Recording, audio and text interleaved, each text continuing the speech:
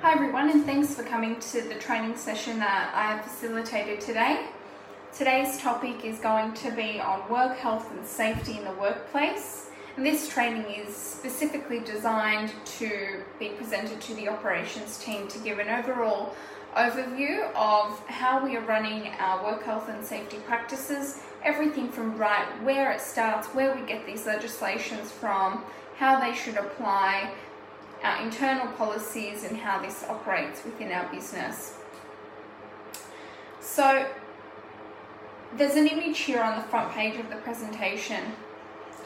It has a couple of words, some quite bolded, that really speak about safety in the workplace. A couple of the ones that speak to me is safety, risk, reduction, management, and employees. We need to remember as employees of the business that safety is everyone's responsibility and not just those that wear the hat. With that, I'd like to invite us to start this training today, and if you have any questions, please wait till the end and we'll go through a formal process of documenting them, and then I'll answer them all. What is the purpose of work health and safety in the workplace? The main aim of the Work Health and Safety Act and applied work health and safety practices in the workplace is to secure and protect the health and safety of workers within our organisation. This is done through the elimination or minimisation of risks, consultation, cooperation and issue resolution. It's done through encouraging employees and our unions to play a constructive role, give provision of advice, information, education and training, and effective, appropriate compliance and enforcement measures when needed. What are our WHS Acts? What are the regulations? And what are the codes of practice? As a business or any PCBU, persons conducting business or undertaking, it is mandatory that we comply with the following Work Health and Safety Acts and legislation guidelines to ensure the health and safety of our workers. In New South Wales, we follow the following acts, and these regulations apply to us as a business. There's the Work Health and Safety Act 2011 and the Work Health and Safety Regulation 2017. What is a code of practice? A code of practice provides detailed information on how you can achieve the standards required under the work health and safety laws. These do not replace the work health and safety laws, but codes of practice can be issued to make help understanding what we have to do as a business a little easier. Think of codes of practice as a little handbook to the Act and to the regulations. A little handbook which explains what we need to do as a business in a less formal approach. The following codes of practice can be located on www.safework.newsouthwales.gov.au. You'll find these two codes of practice under this link: the Work Health and Safety Code of Practice and the Pre-Work Health and Safety Legislation Codes of Practice. How do these acts and codes of practice apply to us in the workplace? Safe Work Australia leads the development of our national policies to improve our work health and safety in the workplace. Safe Work does not regulate or enforce the legislation, but as a business owner, we do need to meet the work health and safety requirements. If we don't meet these requirements, there are penalties that may apply to us. We start with acts. Work Health and Safety Act gives us a general overview of how to make our workplace safe and healthy. It outlines our legal responsibilities and duties as an employer. We second go to the regulations.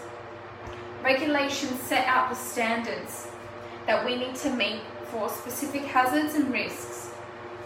This could include our noise, our machinery, the way we handle our material, the way our ergonomics are set up.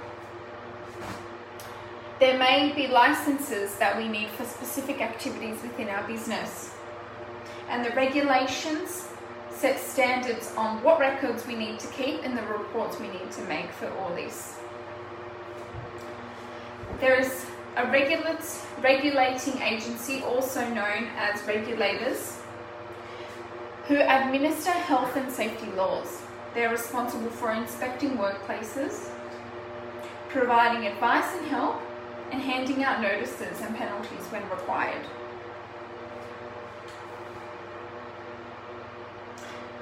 So we've spoken about the acts and the regulations and how we need to apply them. Let's talk about communication, consultation, and participation. It's great to have the acts, but how do we involve and how do we consult and get the participation of our employees? Consultation on health and safety is a two-way process and should be seen as an opportunity to add value when making decisions. The process involves talking about our issues, listening to and raising concerns, understanding our role, seeking information and sharing views, discussing issues in a timely manner, considering what is being said before decisions are made, and attending scheduled meetings. When should consultation be conducted? When should we be consulting with our employees or as a business or leaders of the business? When should we be having those discussions? One of the objectives of the Work Health and Safety Act is to foster a cooperating, consultative relationship between PCBUs and workers. There are a number of situations when your manager and senior leaders will be required to consult with workers, and they are when we've identified hazards and we're assessing the risk.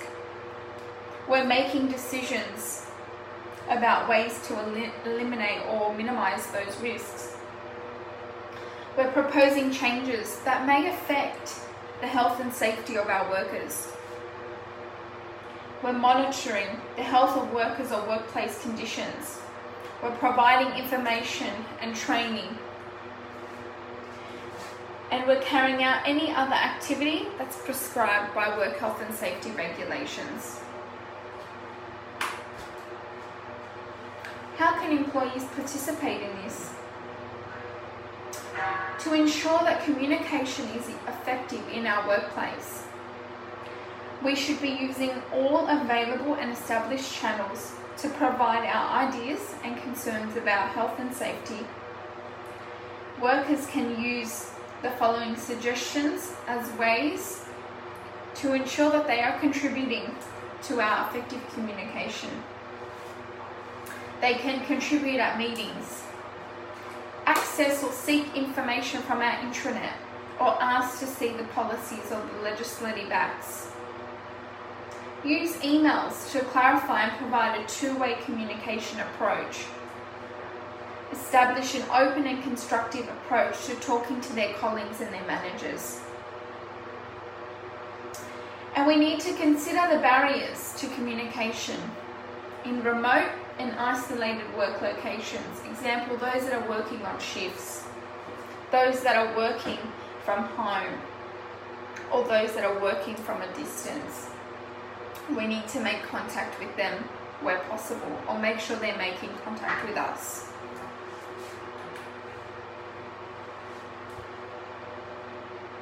So we've spoken about the acts, we've spoken about consultation, but how do we identify the risks within our workplace? Managing work health and safety risks involves 4 main steps: identifying hazards, assessing the risks, controlling the risks, and reviewing our control measures. What we need to do when we find these risks, or what we need to do to even find the risk, we need to consult with our workers. Consulting workers and their health and safety representatives is required at each step of the health and safety risk management process. By drawing on the experience, the knowledge and ideas of workers, we are more likely to identify all the hazards and choose the effective control measures that we need to take. Workers should be encouraged to report any hazards and health and safety problems immediately so that risks can be managed before an incident occurs. If there is a health and safety committee for the workplace, which I know that we are currently putting together, it should also be engaged that they assist us in the health and safety risk management process. How do we identify the risk? So we've spoken about consulting with the workers. We've spoken about the 4 main areas of risk assessments. Now, finding things and situations that could potentially cause harm to people. That's what a workplace risk is. Now, hazards generally arise from the following aspects of work. Could be the physical work environment, it could be the equipment, the materials and substances that are used, it could be the work tasks and how they are performed, it could be the work design and the management. Assessing the risk. Assessing the risk involves considering what could happen if someone was exposed to this and the likelihood of this happening. Carrying out a risk assessment can help evaluate the potential risks that may be involved in an activity or undertaking. The risk assessments for our workplace will generally be owned by the work health and safety manager, and the findings from that will be consulted and discussed and controlled by us as a team overall in the business. A risk assessment can help determine how severe our risk is, whether any existing control measures that we have are effective. We may already have a solution to the problem. What action should you take to control the risk, and how urgently this action needs to be taken?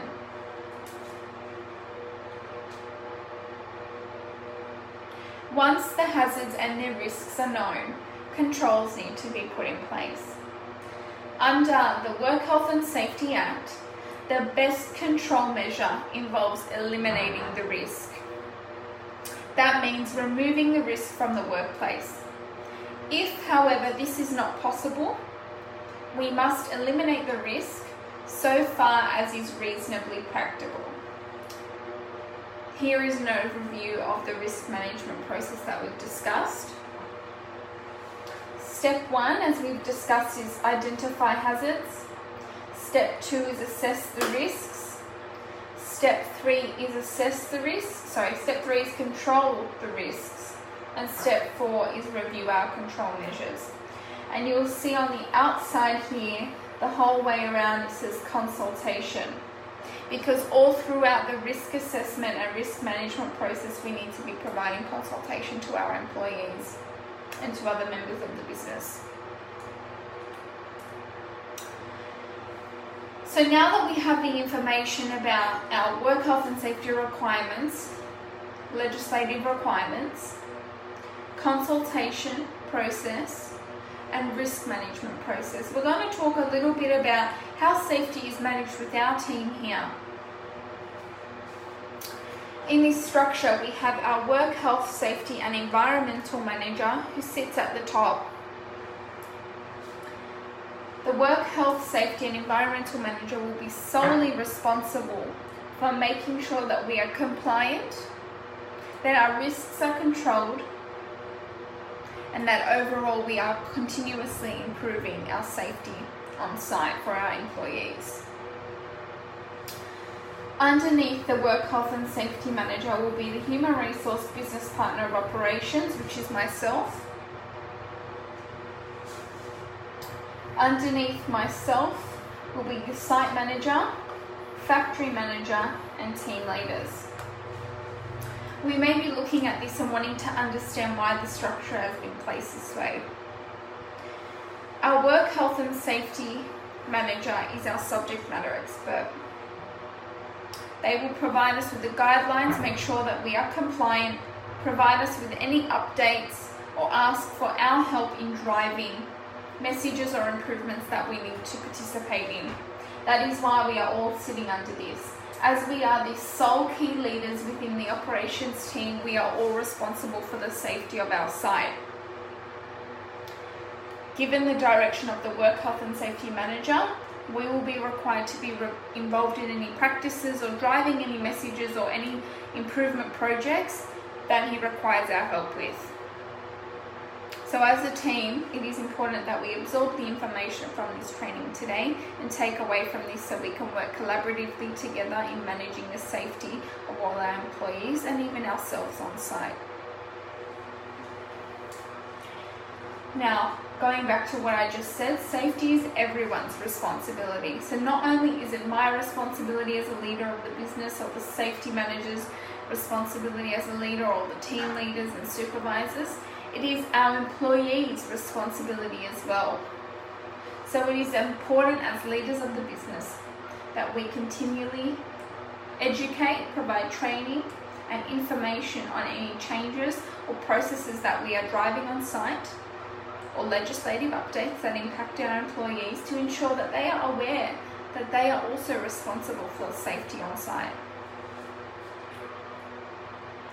We're going to take a short break and gather all the questions, and then we're going to go through the answers together. Thank you.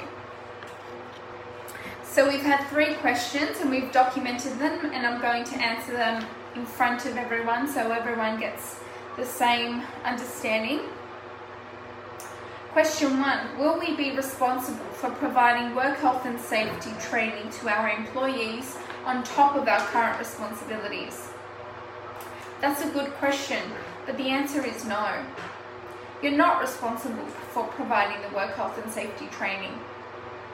However, as a leader within the operations team, you are responsible for the delivery of messages and helping us relay the information that your team members and employees should be informed of.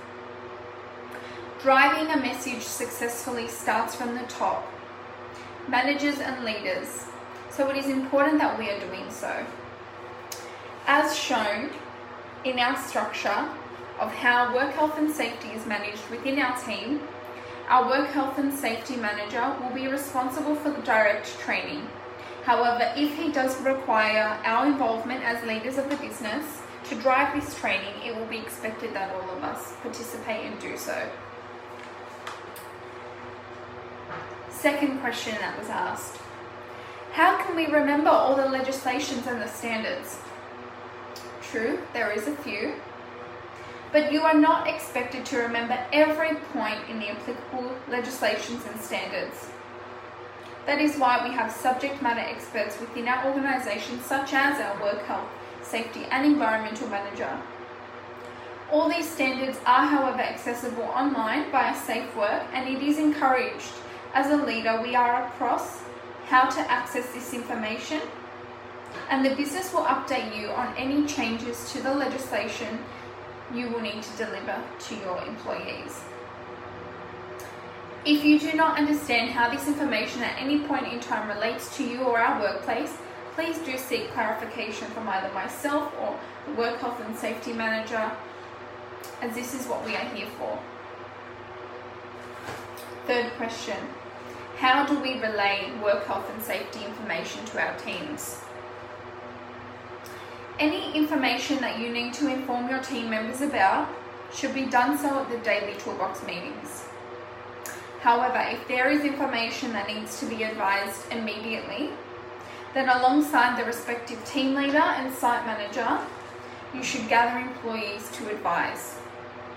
Any legislative changes that impact the employees but not crucial will be documented and posted on the notice board. Thank you everyone for joining the training session today. If you do have any other questions, please feel free to approach me or send me an email to clarify. I will be sharing the PowerPoint presentation with everyone to go over and for their reference. Thank you.